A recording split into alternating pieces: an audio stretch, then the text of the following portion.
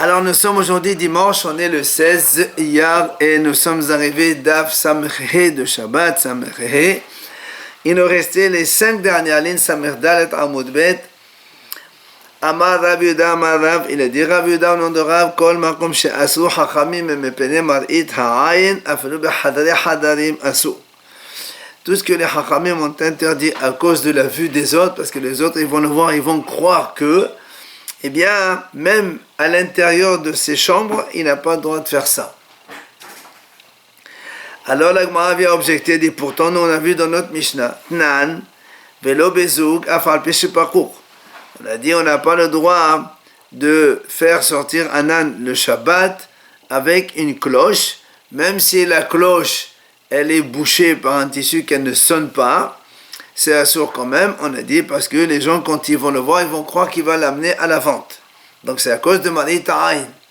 Vetanea Idach, et pourtant la Gemara a dit Vetanea, il marqué Allah. Sur ça, la Braïta dit Pokek la zouk besavara, taïla ma behater. Voilà, pourtant il y a marqué là-bas que on a le droit de boucher donc la cloche et il peut la promener dans la cour. Donc tu vois bien que même si dehors c'est interdit, dans la cour c'est permis. Et toi tu m'as dit quand c'est interdit à cause de Mari Ta'ayin de partout, c'est sûr, même dans la chambre fermée. Alors la Gemara a dit c'est vrai. Tanaï, c'est une mahlok de Tanaïm. Des Tania, comme la Braïta le ramène ici. Shothan Bahama Aval Lo Kenered Ham. Rabbi Eliezer et Rabbi Shimon Osrin. La Gemara a dit, effectivement, c'est marqué à propos de celui qui a eu la pluie. Il a eu ses vêtements trempés par la pluie.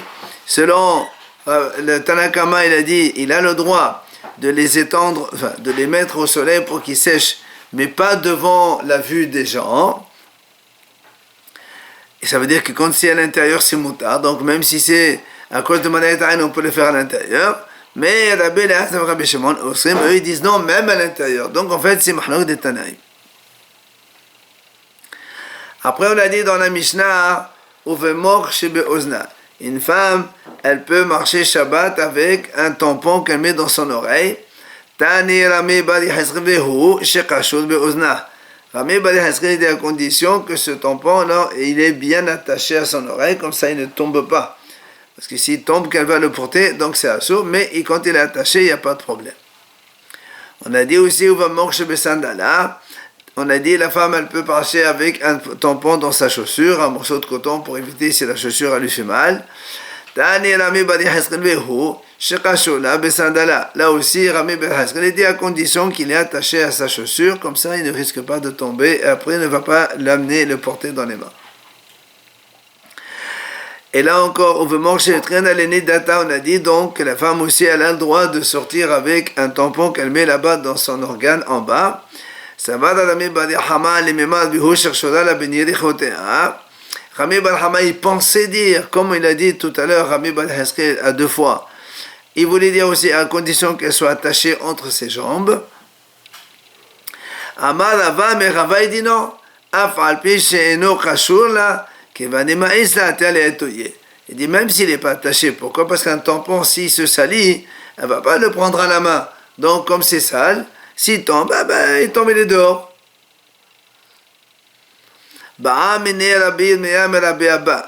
Alors, sur ce, Rabbi Yirmiyah, il pose une question à Rabbi Abba. Il lui a dit, si maintenant la femme, elle fait Betiat, ça veut dire donc, le tampon, il a un petit fil pour le tenir. Alors, est-ce que là, ce serait mouta comme tu as dit tout à l'heure, puisque maintenant, tout à l'heure, tu as dit que c'est comme si des goudrons, on ne peut pas l'attraper, maintenant qu'il y a un fil pour l'attraper, est-ce que c'est mouta ou c'est assourd? Ah, les moutards, il lui a dit, malgré tout, c'est mouta. Et ma ami, il dit, il dit même au nom de Rabbi Yohanan, même si elle a fait donc un morceau de fil pour tenir ce tampon, eh bien, elle a le droit de sortir avec Shabbat, il n'y a pas de problème. Bien, la Gemara a dit, Rabbi Yohanan nafir behu levi medrasha. À propos des tampons dans les oreilles, on a dit tout à l'heure, il faut qu'ils soient attachés. Alors la Gemara a dit, en fait, Rabbi Yohanan, lui, il sortait avec des tampons dans ses oreilles. mais il ne les attachait pas. Et l'Agma a dit, mais ses amis n'étaient pas d'accord avec lui, puisque les haramim, eux, ont dit qu'il faut qu'ils soient attachés. Rabbi Yannai nafir bihole kamelit, v'halokena alao kol doro. Rabbi Yannai, lui, quand il mettait ses tampons dans l'oreille, eh bien, il sortait avec dans les carmélites, et ces haramim, ils sont aussi donc en contradiction avec lui, puisque nous, on a dit, on a droit même dehors quand ils sont attachés. Alors, la m'a dit, ce que la m'a dit, voilà, pourtant, nous, on a vu tout à l'heure que la Mebali Hasril dit, il faut qu'il soit attaché à l'oreille. Comment Rabbi Yohanan, comme Rabbi Yannai, ils marchaient avec sans attacher ce tampon à leurs oreilles. Alors, la m'a dit, la kasha, hadi mehedar, hadi la mehedar. La m'a dit, c'est quand il le serre très fort. Dans ces cas-là, on n'a pas besoin de l'attacher. Et quand il n'est pas très serré, là, il faut l'attacher, comme ça, il ne tombe pas. Après, on a dit dans la Mishnah, une femme, elle peut sortir avec bipilpel ou galgal melah, c'est-à-dire soit avec du poivre, enfin un poivron, ou bien avec des grains de sel. Alors, l'Agma a dit justement, pilpel le re'ahapé. Le poivre, c'est pour les odeurs de la bouche. Il y a des femmes qui ont des mauvaises haleines, alors elles mettent ça dans la bouche. Et on a dit donc qu'il faut le mettre avant Shabbat. Après, elle peut le garder pendant Shabbat. Et galgal melah, les dorcheni. Rachid explique que c'est pour les maladies des dents. Là aussi, elle a le droit de le sortir avec Shabbat. On a mis, donc on a dit même toute chose qu'elle met dans sa bouche, elle a le droit de sortir avec. Et l'Agma a dit c'est quoi? Zenkbila, c'est le gingembre, ou encore Enami, Dersona, c'est la cannelle. Après on a dit Shen Totevet, Shen Shezahav. Si une femme a une dent de remplacement ou une dent en or, Rabbi Matir, Hachamim Osim. Rabbi, il permet à cette femme de sortir comme ça, mais les Hachamim interdisent. Alors, Amar Rabbi Zera, sur ce, il dit Rabbi Zera, Loshano, quand est-ce qu'on a dit que les Hachamim disent que c'est assour, Ella Shel Zahav, seulement quand la dent, elle est en or. Pourquoi? Parce que comme elle est en or, et elle est très visible. C'est pour ça qu'on a peur que si elle voit ses copines, elle commence à se moquer d'elle, ou elle va l'enlever. Ça, c'est un saut. Aval, Bishel Kesef, devenait à Kol Moutar. Il dit, mais si c'est en argent, tout le monde dit que c'est Moutar, parce que l'argent, c'est un peu blanc, il dit la même couleur que les dents, apparemment. Enfin, je sais pas comment, mais en tout cas, c'est Moutar. Tani Anamia, Chinagmal dit la Braïta aussi. Beshel Kesef, devenait un kol mutar. C'est Zahav, de Bimatar, Memosrin. Le Braïta, elle soutient ce qu'on vient de dire. Quand c'est en argent, c'est mutar selon tout le monde. Mais quand c'est en or, c'est que Rabbi qui autorise, mais les Hachamim, eux, ils interdisent. Amar Abaye, il a dit Abaye, Rabbi, Rabbi Eliezer, Rabbi Shimon ben Azar, Kolihus Vilalo, donc ces trois Hachamim là, Rabbi Eliezer, Rabbi Shimon ben Azar, ces trois ils pensent Vilalo, ils ont la même idée. De Cholmede de Megani Abe, la Atia le Ahouye. Et de toutes les choses que la femme, elle va avoir honte si elle enlève, elle va pas évidemment le sortir, l'enlever. Et l'Agmara a dit justement, Rabbi Hade Amran, ce qu'on vient de dire maintenant, que Rabbi il a dit qu'elle peut sortir avec une dent, même en or, parce qu'elle ne risque pas de l'enlever, sinon on va voir qu'elle a perdu une dent.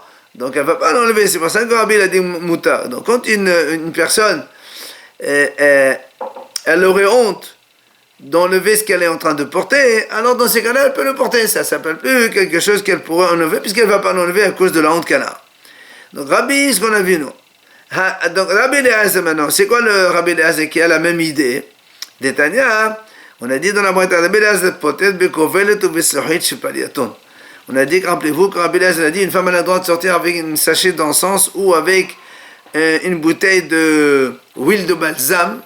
Comme on a dit que cette femme-là, elle sent pas bon, elle a une mauvaise odeur, alors elle met ce genre de choses pour sentir bon. Et donc Rabbi Eliezer a dit moutarde de sortir avec ça, parce qu'elle ne risque pas de l'enlever, vu que si elle enlève, elle ne va pas sortir bon, donc ils vont se moquer d'elle. Enfin, le dernier, Rabbi Shimon Azar, lui aussi, il a dit la même idée. D'Etania, comme la Bretagne enseigne, Klal Amar Rabbi Shimon Azar. Rabbi Shimon Azar, il a énoncé un principe. Il a dit, Kol Shehu Lemata Manasevacha Yos Avo. Tout ce qui est en bas, donc de son foulard, elle peut sortir avec, puisque justement, elle ne peut pas enlever le foulard, parce que sinon, on va voir ses cheveux. Mais les mâles, mais si c'est au-dessus, elle n'a pas le droit de sortir avec parce que justement elle risque de l'enlever. Donc on voit que ces trois hamim disent la même idée. Maintenant, une nouvelle Mishnah. La Mishnah a dit Yotz'a besela she'al hasinit. Une femme a le droit de sortir avec sela, une pièce d'argent, she'al hasinit. On m'a expliqué que quand elle a une blessure dans la plante du pied, on va voir tout à l'heure. Deuxièmement, habanot ketanot yotzot bechotin va'aflu bekesamin shebeoznehem. Donc les petites filles, quand on leur perd ses oreilles, en attendant de leur acheter des boucles, elles mettaient soit des fils, soit des brindilles, pour ne pas que le trou il se bouche. Donc elles ont le droit de sortir avec Shabbat. Arbeyot yotzot re'olot umadiyot prufot. La Mishnah a dit comme ça. Les femmes juives qui habitaient dans les pays arabes, elles sortaient vers Olot, c'est-à-dire elle enveloppe tout, c'est un peu l'habit qu'ils mettent les Arabes aujourd'hui, tout est fermé sauf les yeux qui sont donc visibles. Et les femmes qui habitaient à Madaï, Prufot, c'est-à-dire donc, elles prenaient une sorte de voile et elles attachaient les deux extrémités devant donc, et tout le monde aussi peut sortir comme cela. C'est la façon habituelle que c'est les femmes qui font comme ça. Après la Mishnah a dit une femme, elle peut attacher donc son châle ou son voile, ce qu'elle a sur elle, soit sur une pierre, soit sur une noix, soit même sur une pièce d'argent. Mais à condition qu'elle ne le fasse pas a priori le Shabbat. Avant, parce que pour attacher, quand elles prennent le tissu, elles mettent une pierre dedans, comme ça, quand elle attache, elle bloque avec la pierre, ça ne s'enlève pas le nœud. C'est pour ça qu'elle faisait ça. Donc soit une pierre, soit une noix, soit une pièce d'argent. Donc on va expliquer ça dans la Gemara. On a dit tout à l'heure que les femmes elles ont le droit de sortir avec une pièce sur tzinit. La Gemara dit c'est quoi tzinit? La Gemara répond bat ara. En fait c'est une blessure qu'elle a dans la plante du pied et elle met une pièce là-bas et ça a valeur de soin. C'est comme ça permet de guérir la plaie. Alors la Gemara dit et pourquoi tu mets une pièce? Alors, comme me dit si tu me dis, parce que tout ce qui est dur, c'est bien, dans ces cas-là, tu as qu'à mettre un morceau d'argile, c'est encore mieux. Et là, on m'a dit non, et là, mais shorata, si tu me dis non, parce que c'est shorata, c'est-à-dire, il y a la rouille qui sort donc dans la pièce, et ce qui n'existe pas dans l'argile. Là, tassa, tu as qu'à mettre une plaque d'argent, pourquoi tu mets une pièce? Et là, mais shorata. Si maintenant tu me dis non, c'est à cause de l'effigie qui est dans la pièce. Alors, il y a pour ça, t'as qu'à lui faire un morceau de bois et tu dessines quelque chose que tu veux dessus. Amal Abaye, c'est pas ça qu'Abaye dit, de là on apprend qu'il faut les trois pour la blessure. De l'argent, quelque chose de dur donc, et quelque chose qui a une effigie. Donc c'est pour ça qu'on a dit on mettait un sela sur cela. Après, on a dit dans la Mishnah, Banot Yosot Bechotin, les filles sortaient avec des fils qu'elles mettaient dans leurs oreilles, donc quand elles perçaient les oreilles en attendant d'avoir la boucle d'oreille. La Gemara a dit, Avo d'Ishmoel, la Shavik Leo Livnate Danafke Bechotin, ou la Shavik Leo Ganyan Behaga Behadadi, Behavid Leo Mekwad Beomene, ça ne m'a passé Beometeshre. La Gemara nous raconte que le père de Shmuel, lui, ne laissait pas ses filles sortir avec ses fils dans les oreilles. Trois choses il faisait à ses filles. Donc, il ne leur permettait pas de sortir avec des fils dans les oreilles. Deuxièmement, Vela Shavir le Ganyan Vigabe Hadadi, il ne laissait pas ses filles dormir ensemble. Et troisièmement, ça veut dire dans le même lit, donc il leur faisait des mikveh à l'époque de Nissan, donc dans la période de Nissan. On va expliquer pourquoi. Et il leur faisait des tapis quand elles allaient plonger, donc dans la saison de Tishri, quand il commence un petit peu à faire, donc à pleuvoir et faire froid. Alors, moi, l'explique. Premièrement, on a dit, donc il ne leur permettait pas à ses filles de sortir avec des fils. Là, on a dit pourquoi? Pourtant, nous, on a bien dit dans notre Mishnah que les filles, elles peuvent sortir avec des fils dans les oreilles. Pourquoi lui, il leur interdisait?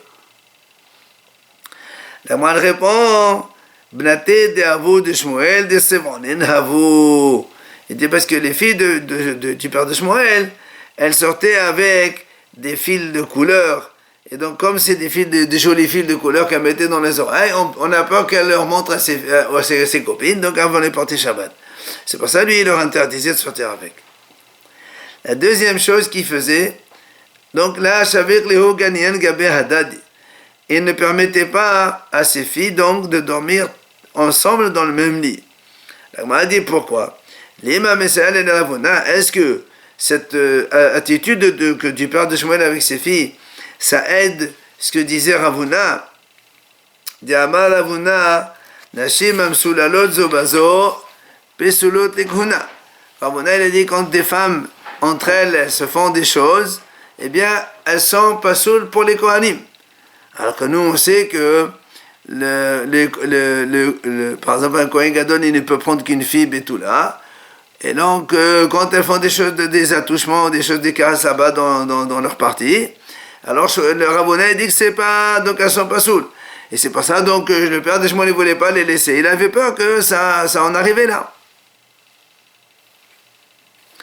Alors là, on a dit non, là, donc je peux te dire que Shmuel, c'est pas pour cette raison. Alors pourquoi il ne permettait pas à ses filles de dormir ensemble? Il dit pour ne pas qu'elles apprennent à avoir un autre corps avec elles, pour les réchauffer dans la nuit, et après elles auront envie de dormir avec un homme, donc ça c'est une barrière qu'il mettait. Après on a dit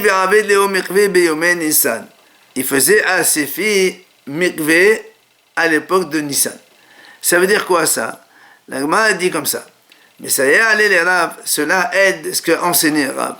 De Amar Rav dit, Matra b'ma'arba sahada rabba pirat.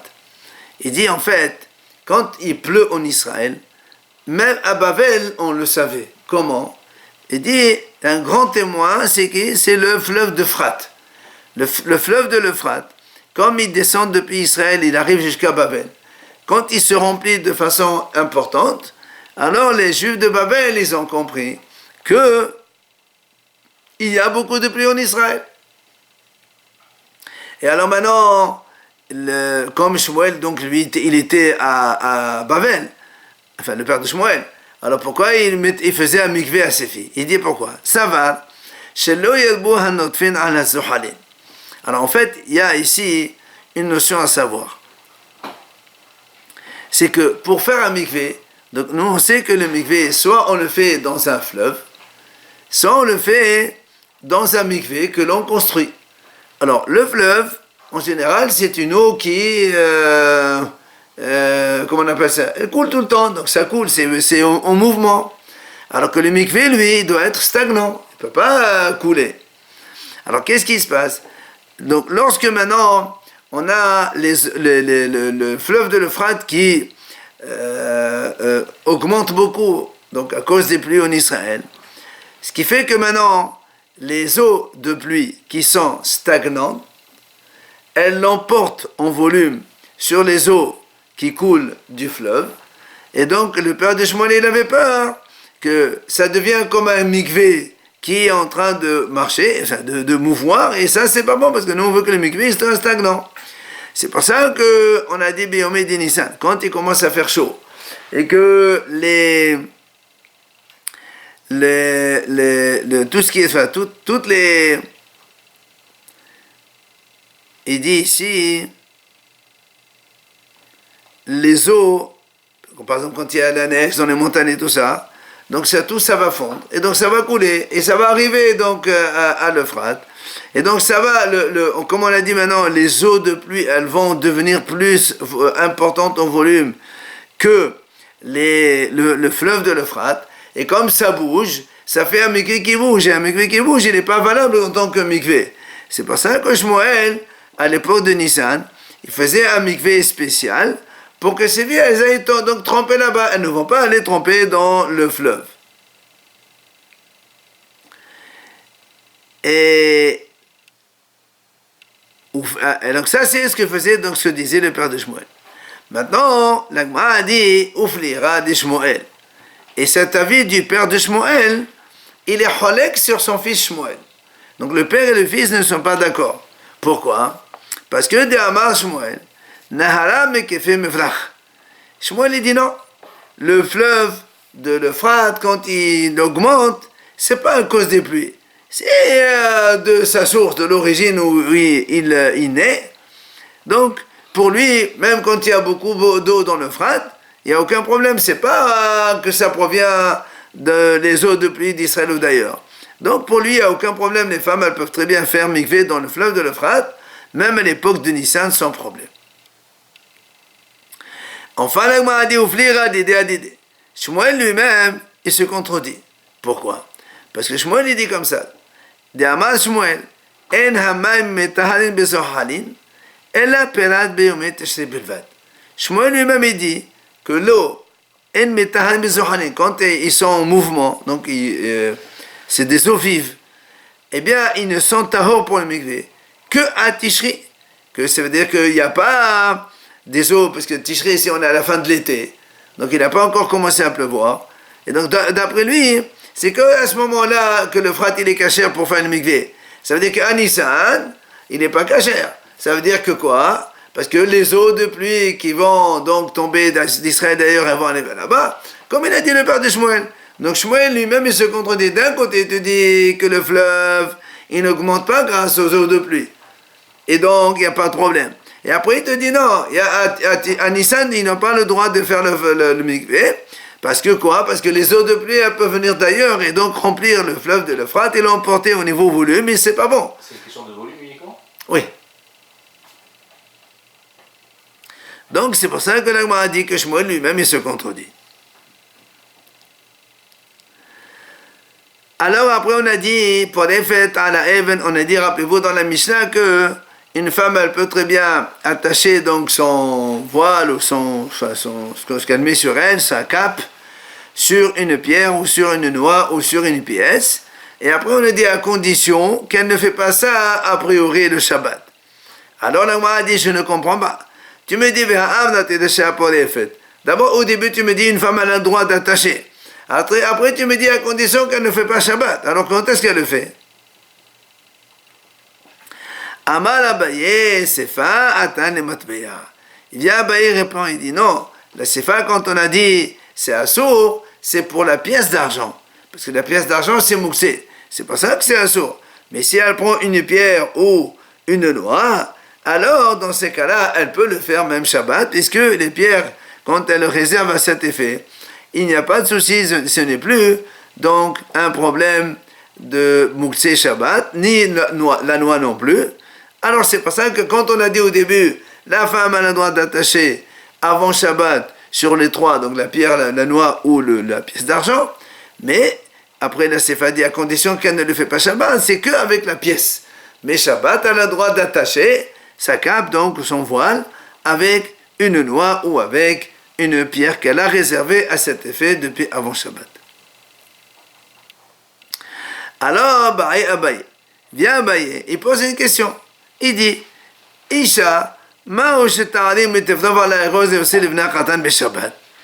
est-ce qu'une femme, elle a le droit de ruser, de tricher comme ça, enfin, de ruser, on va dire comme ça. Comment? Elle attache sa cape sur une noix, mais dans l'intention de le donner à manger à son fils. Elle sort avec, et après elle l'enlève, elle donne à manger à son fils dans la route, ou là où elle va se poser.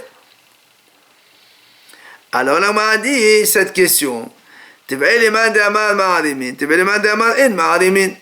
La m'a dit en vérité, cette question, elle est posable sur les deux Chachamim.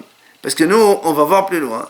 Quand il y a un incendie, qu'est-ce qu'on a le droit de sauver comme habit? Donc, il y a un incendie Shabbat, il n'y a pas de Pikuach Nefesh, il n'y a pas de danger de vie. Alors, qu'est-ce qu'on a le droit de sortir Shabbat de la maison, de sauver de l'incendie? On va voir plus loin, il y a une marloquette. Il y a un Chacham qui dit Maharimin, c'est-à-dire on peut ruser. C'est-à-dire tu peux sortir tous les habits que tu veux. Tu sors des habits, tu les mets là-bas, tu rentres, tu remets encore. Enfin, tu mets tous les habits que tu mets sur toi, tu mets, tu as le droit de faire. Mais il y a un Chacham qui dit on n'a pas le droit de ruser. Parce que lui, il dit on a le droit de sortir. Un homme, il peut s'habiller avec 18 habits comme en semaine. C'est ce qu'il a le droit de sortir Shabbat, de sauver uniquement 18 habits, pas plus que ça. Donc, un, il dit Maharimin, on peut ruser. C'est-à-dire, tu sors, après tu dis je veux pas cela, je veux d'autres. Et après, tu ressens encore d'autres vêtements et ainsi de suite. Et l'autre, il dit, on n'a pas le droit de ruser. Une seule fois, tu fais 18 habits, c'est terminé. Donc, l'Agma dit, en fait, cette question, elle est posable selon les deux Chachamim. Comment? Et l'Agma explique. Alors, premièrement, donc, la première question se pose que celui qui a dit, on a le droit de tricher et de ruser quand il y a un incendie. Comment on pose la question? On dit comme ça. Hatamou, là-bas, dans l'incendie, on a autorisé de tricher, de ruser. Pourquoi? Parce que parce que si tu ne viens pas à lui autoriser de sauver des vêtements, des habits à lui, il va éteindre le feu. Et ça, c'est beaucoup plus grave. C'est pour ça que le Hachamim lui permet de faire quelque chose de moins grave. Donc tu t'habilles avec des habits, tu les poses et tu encore enlèves et tu remets, c'est de suite. Ça, c'est dans un incendie. Avalacha, et la chalet, là, t'es là pour elle. Mais ici, il n'y a pas de crainte, il n'y a pas de perte d'argent. Si tu dis à la femme c'est assaut, alors elle ne va pas le sortir, c'est tout. Elle ne va pas mettre une noix dans l'habit pour aller le donner à son fils. D'accord? Donc, ici on dirait que c'est assaut. Ou Dilma, ou bien tu vas dire donc l'autre thèse. L'Agma a dit, ou bien même celui qui a dit En Maharimin, on n'a pas le droit de tricher dans l'incendie. Il ne peut sortir que 18 habits. L'Agma a dit Hatam del Bechach. Là-bas, c'est parce que c'est sa façon de faire. Comment on fait sortir? On met les habits, on les sort comme ça. C'est pour ça que c'est assourd, puisque tu mets des choses en plus. Mais ici, comme c'est pas la façon de faire, quand on veut sortir des noix, on ne les met pas dans le nœud de sa cape, on les sort dans la main. Donc si elle le fait comme ça, alors on va dire c'est permis, c'est béchinoui, donc c'est motard. Donc question, oui ou non? Et l'Agma a dit Tero, il n'y a pas de réponse. Matitin, on fait la nouvelle Mishnah. Haketea Yoseh Bechav Shelo.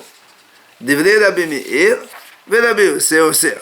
La Mishnah dit comme ça. Haketea, alors, celui qui donc il a le pied amputé, il a le droit de sortir avec Krav, une sorte de prothèse qu'on lui fait pour qu'il mette son pied dedans. Donc Rabbi Meir, il dit, il n'y a pas de problème. C'est comme sa chaussure, il sort avec Shabbat, pas un problème. Mais, Rabbi aussi, lui dit non, c'est assaut, c'est pas une chaussure ça. Donc ça n'a aucun statut, ni un bijou, ni un... Il est en train de porter un morceau de bois ou autre chose qu'il est en train de mettre le pied dedans. Donc Rabbi aussi l'interdit. Maintenant la Mishnah a dit,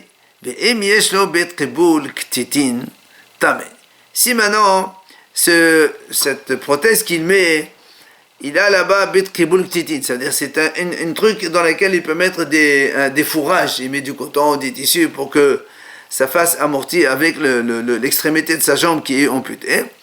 Alors comme c'est comme un récipient, tamé, évidemment ça prend l'impureté, puisque nous on sait que si c'était que du bois plat, pchoté que ça ne prend pas l'impureté, mais comme ici c'est comme une cavité, alors ça prend l'impureté. Deuxième idée de la Mishnah, smuchot shelo. Là, la Mishnah dit, quand un homme, alors il a pas, les deux pieds sont amputés, il marche sur ses genoux et il fait comme une sorte de peau comme ça sur les genoux pour sautiller dessus. Alors la Mishnah a dit Tme'en Midras, c'est considéré comme Tme'en Midras, c'est-à-dire que c'est comme si quelque chose sur lequel il s'appuie, c'est un support sur lequel il s'appuie, et donc s'il est Zav, automatiquement il y a Tom'at Zav sur ça. Et là il peut sauter avec Shabbat, puisque sans cela il ne peut pas marcher. Donc il s'appuie sur ses deux genoux qui sont recouverts de cuir pour avancer. Après la Mishnah dit qui sait où smuchot shelo. Si maintenant comment il s'appelle, celui-là qui est amputé de ses deux jambes et même des genoux, on lui fait une sorte de comme une petite chaise sur laquelle il se pose et on met du cuir un petit peu sur les mains pour avancer. Là aussi, il dit mais El Midras, il prend l'impureté comme un Midras puisqu'il s'appuie dessus. Mais par contre, on n'a pas le droit de sortir avec Shabbat. Parce que comme il dit, ils sont un petit peu... il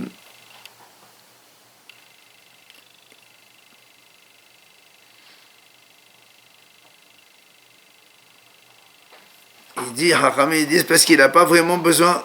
Rachid dit... Ils ne sont pas posés, voilà. Ils sont suspendus, mais ils ne sont pas posés sur le sol, donc c'est pour ça que des fois ils s'enlèvent et il peut les porter. Top. Il dit donc cette chose-là, on n'a pas le droit de rentrer avec. Tout à l'heure, on a oublié de dire on a le droit de rentrer avec dans la cour du Beth Amikdash. Nous, on sait que quand on rentre dans la cour du Beth Amikdash, on doit enlever ses chaussures.